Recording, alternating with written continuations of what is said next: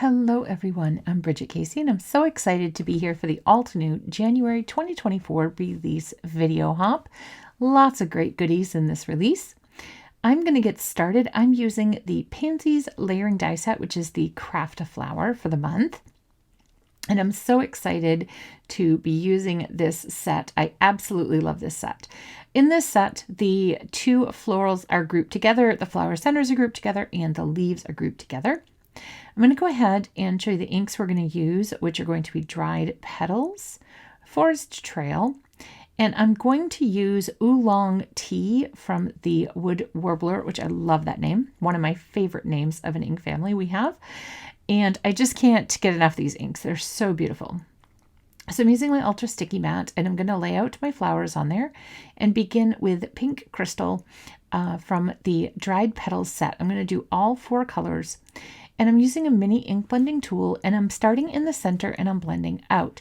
I don't really want to have any white cardstock. I want it to be even a really pale shade of pink. Next we'll move to Mauve, and again I'm starting in the center and kind of going out for my floral. This was just kind of my plan of attack this time. Sometimes I will really extend the borders out.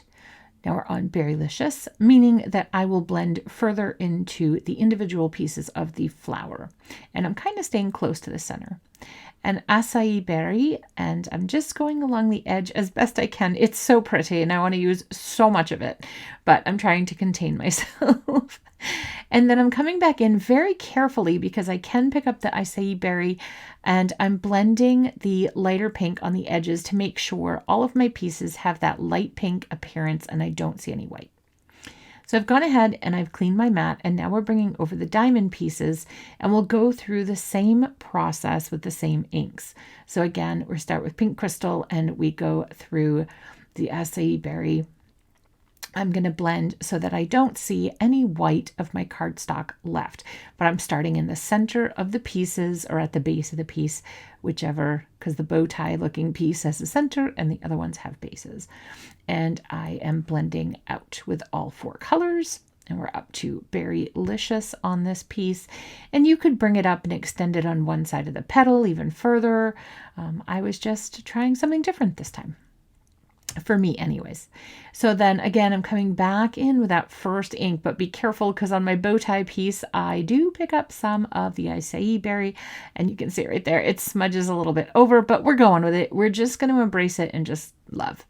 So I'm putting my 2 center pieces on and with Oolong Tea, I just quickly blended those. Then I'll pull all my pieces off of my Ultra Sticky Mat and we will switch it up. And we will put our leaves onto the Ultra Sticky Mat. And I try to get leaves that are next to each other to be in the same orientation, meaning I don't want to put stem to stem because the stem, so the color wouldn't match. So I'm starting with the darker color at the top and bottom, but we're beginning with the first color. So I'm covering the entire thing. Same thing as the flowers. I did not want to have any areas where there was white showing. I wanted it to be all that light green. Now we're on to Matcha Tea and I go down the center. So I blend at the top, at the bottom, and then in the center of the leaf as well. I just want it to kind of look like possibly it's bending in the center there. And then I'm adding a little to the stem, which we didn't end up using the stem, but I wanted to have it just in case. Then we have Swamp Green, which is the 3rd green color in this family, and it's so pretty. These colors are just so pretty. I have no words to say how much I love these colors, and I think they'll be some of my faves for a long, long time. They're just absolutely beautiful. So again, I'm blending even along the stem, but I'm not going to use it. And then I have Oak Moss, which is my darkest color. So I'm trying to be restrained. As you know, I have a heavy hand. I love the addition of the dark color, but I'm trying to behave and not add as much. So some of the leaves I did add one of the sides I added the Oak Moss to, just to have a little differentiation in the leaves. Not that I'm going to use them all. Now we're going to go ahead and put our flowers together. I find it easier if you put your pieces in order and you separate them out by the arrow and the triangle. So I'm adding just glue to that little area where I know is going to be covered. I went a little overboard on this one, had to dab it up with my finger, but it was okay. Then being very careful as I add the flower center there. Next, we'll move on to the triangle-shaped flower, and I'm being careful to add the glue because I don't want the glue to get onto my ultra sticky mat. I am cleaning this off immediately after, so I think I would be okay, but I don't like to have wet glue usually on my sticky mat. A solution for that would be to use double-sided adhesive sheets. Now I'm taking my die pick tool and I'm just kind of rounding the leaves. You could also add additional petals in from the die set if you wanted to make this a fuller looking flower. That's another option, but I'm curling the leaves, and then when we get to the foam tape part, I'm going to add some foam tape in some strategic places. We're also using the daisy crown for the hello for our sentiment, which is the Build a Garden this month. So I'm going to go ahead and I'm kind of laying it out, just saying, okay, what do I want where?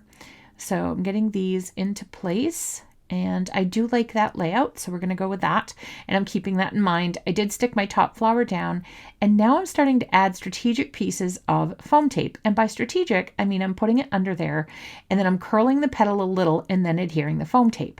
So basically it forces the petal to stay in the position that you put it in. So it adds some dimension to your florals.